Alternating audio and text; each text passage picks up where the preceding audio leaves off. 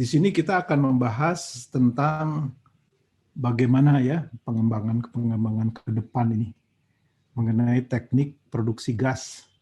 Dan di sini ada suatu sistem atau metode yang disebut dengan gas exchange.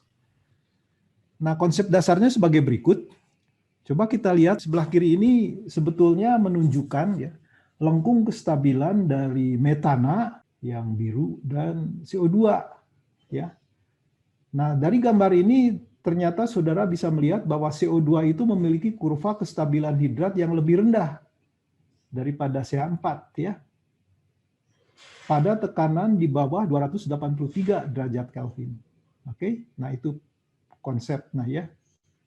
Jadi CO2 itu lengkung kestabilannya lebih rendah. Coba kita lihat di sini bahwa kalau kita injeksikan yang biru ini CO2 ke dalam hidrat CH4, itu dengan segera dia akan mendestabilisasi struktur hidrat.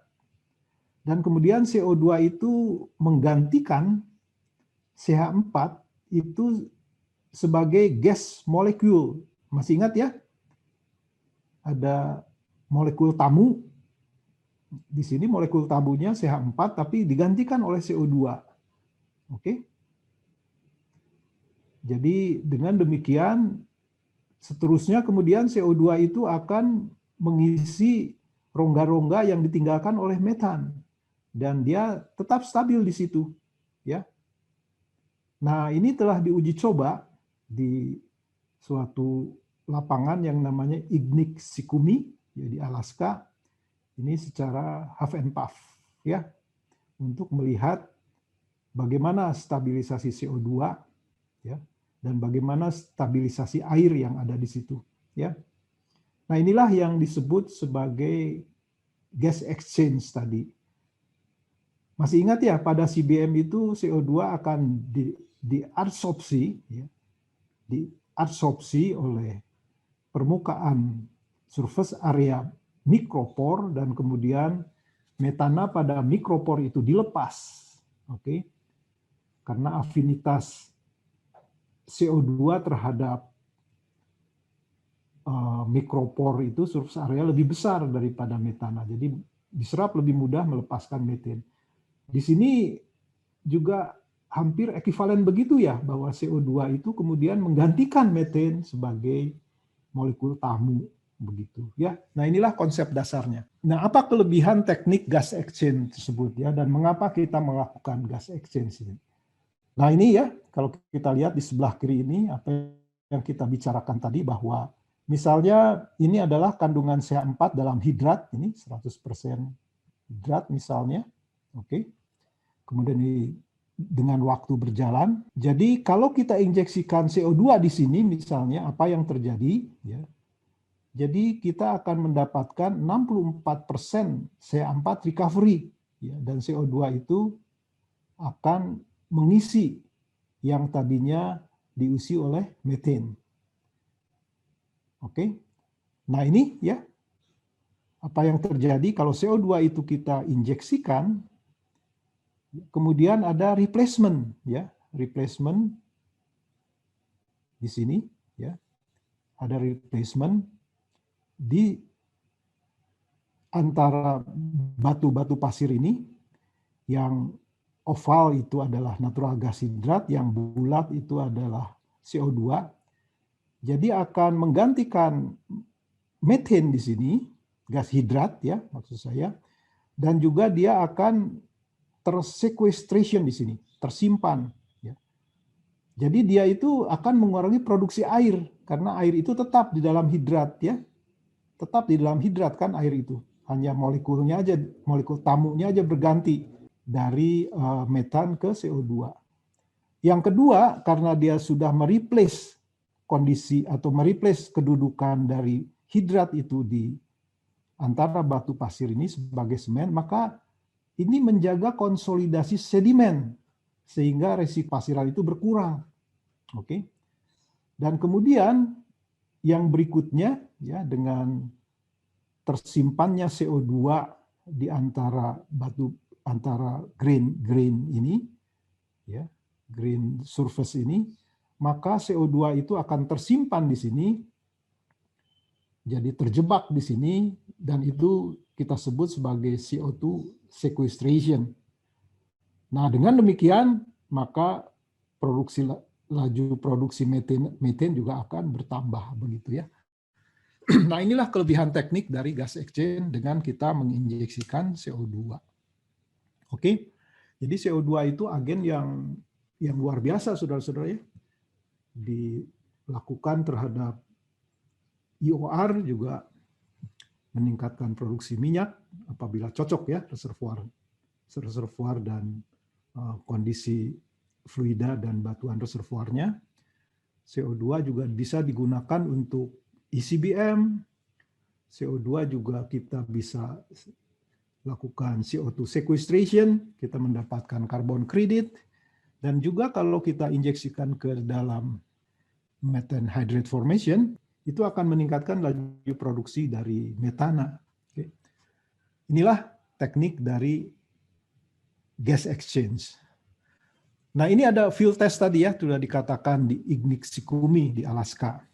Ini konfigurasi lubang sumurnya di sini ya. Ini sumur yang dimaksud Ignik-Sikumi. Ini adalah lapisan dari hidrat korelasinya. Oke. Dan ini targetnya, target dari hidrat formation di sini yang dituju. By the way, ini adalah letaknya ya di sini, batas antara Kanada dan US di sini, Ignik-Sikumi. Ini ada lapangan yang terkenal di sini, Prudhoe Bay. Ya.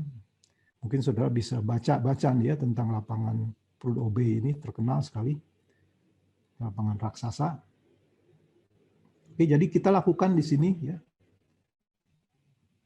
proses tadi gas exchange. Nah, ini dilakukan oleh perusahaan yang namanya ConocoPhillips ya, di Prudhoe Bay tersebut di Alaska pada tahun 2012 di daerah permafrost dan dilakukan half and puff ya. Half and puff itu injeksi CO2 kemudian kita hentikan, kemudian kita produksikan kembali. Tujuannya apa? Ya, tujuannya pertama kita ingin membuktikan nih visibility injeksi gas pada hydrate bearing sand ya. Jadi yang kedua itu pengamatan respons produksi untuk membuktikan ada tidak pertukaran CO2 dengan CH4. Nah, itu ya yang ingin kita lihat. Nah, bagaimana hasilnya ya? Nah, sebelumnya operasionalnya sebagai berikut. Ini di sini adalah konfigurasi lubang sumur dan completion. Skenarionya sebagai berikut. Kita injeksi gas 14 hari yang terdiri dari 23% CO2 dan 77% nitrogen. Kemudian kita lakukan soaking 2,5 hari. Soaking itu maksudnya sumurnya kemudian ditutup ya. Setelah injeksi gas 14 hari, sumur ditutup 2,5 hari. Supaya ada reaksi di situ ya. Reaksi berjalan gas exchange tersebut. Nah, kemudian setelah itu kita produksikan lagi 32 hari. Nah, kemudian bagaimana desain kompresi sumurnya? Nah, di sini ada ini lapisannya tadi ya, C1 sand, lapisan yang dituju. Di situ ada monitoring downhole tekanan dan temperatur ya, ada pressure gauge dan temperature gauge di sini. Kemudian artificial lift-nya itu hydraulic jet pump. Kemudian ada sand screen juga ya kalau untuk antisipasi adanya kepasiran. Kemudian di sini ada chemical injection line untuk apa? Antisipasi kalau ada produksi hidrat padat ya, kan akan menyumbat lubang sumur. Dan ini kan masih dingin di sini ya. Oleh sebab itu ada chemical injection untuk dia mencegah produksi hidrat padat. Oke. Nah, itulah kira-kira operasional skenario dan desain kompresi dari injeksi di Ignik-Sikumi ini. Nah, kemudian bagaimana performance-nya, hasilnya? Nah, ini hasilnya saudara-saudara ya.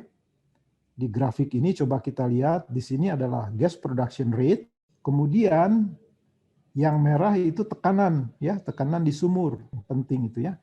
Dan yang hitam itu adalah hydrat stability pressure. Ya, fase 1 itu produksi tanpa bantuan artificial lift. Coba saudara lihat, saya menerangkan ini yang hitam dash line ini adalah CO2 hydrat stability pressure ya. Yang ini adalah CH4 hydrat stability pressure, tekanan kestabilan hidrat yang ini di atas tekanan kestabilan. Phase 3 yang ini ya. Kemudian produksi dekat tekanan kestabilan. Coba kita lihat ya. Nah, kemudian kita shut in yang tadi disebut soaking tadi ya, soaking. Kemudian kita buka lagi. Ini produksi telah dibuka. Nah, apa yang kita amati di sini ya bahwa coba kita lihat dari fase 1 sampai fase 3, ternyata gas ini fluktuatif begitu dan pasir itu ikut terproduksi. Kemudian pada fase 4, nah kemudian terjadi bahwa rate gas itu meningkat ya seiring dengan penurunan tekanan dan juga pasir tidak terproduksi lagi di sini. Oke, itu yang diamati pada saat kita melakukan production phase setelah ditutup ya. Jadi ini menggambarkan bahwa ada keberhasilan dari gas exchange tadi. Nah, coba kita lihat ya bagaimana kita bisa melihat keberhasilan tersebut. Di sini yang diplot adalah ya, di sini waktu tadi half and puff, kemudian ini cumulative produce volume dalam MSCF, dan di sini adalah ya percent of injected gas recovered. Yang ini N2, yang ini yang merah CO2, yang N2 itu yang hitam, putus-putus.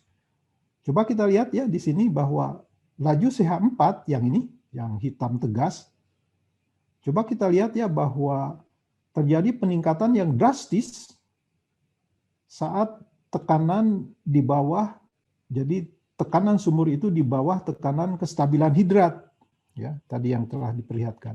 Dan juga kalau kita hitung hanya 40% CO2 yang terinjeksi itu terproduksi kembali, ya. Nah, inilah bukti bahwa adanya retensi atau gas exchange di situ. Jadi itulah saudara-saudara ya keberhasilan dari gas exchange yang ditunjukkan dari half and puff di Ignik Shikumi ini.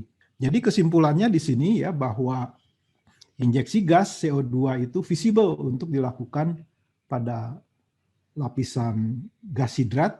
Kemudian terlihat juga adanya indikasi sebagai berikut dari hasil uji produksi. Yang pertama bahwa retensi CO2 itu terjadi di dalam formasi. Kemudian peningkatan kestabilan konsolidasi sedimen, penurunan produksi pasir, dan juga penurunan produksi air. Nah, tetapi di sini tentu saja diperlukan adanya model simulasi gas hidrat yang menjelaskan fenomena gas exchange untuk peramalan produksi yang lebih akurat lagi ya. Ini adalah referensi yang saudara bisa baca bila ingin mendalami masalah tadi. Jadi begitu saudara-saudara ya, orang itu sudah jauh sekali berpikir dan yang di sini yang paling penting itu adalah action ya. Think in action. Tapi ya tentu saja perlu biaya ya, biaya research dan sebagainya. Itu mungkin yang kita lemah ya, biaya untuk research. Tapi kalau kita lihat di sini yang membiayai research itu kan perusahaan-perusahaan perusahaan oil companies atau pemerintah-pemerintah yang memang sangat tertantang untuk itu ya, untuk melakukan riset seperti itu. Nah, jadi saudara-saudara itu yang akhir dari kuliah ke-7 ini, minggu ke-7. Terima kasih atas perhatian saudara-saudara sekalian.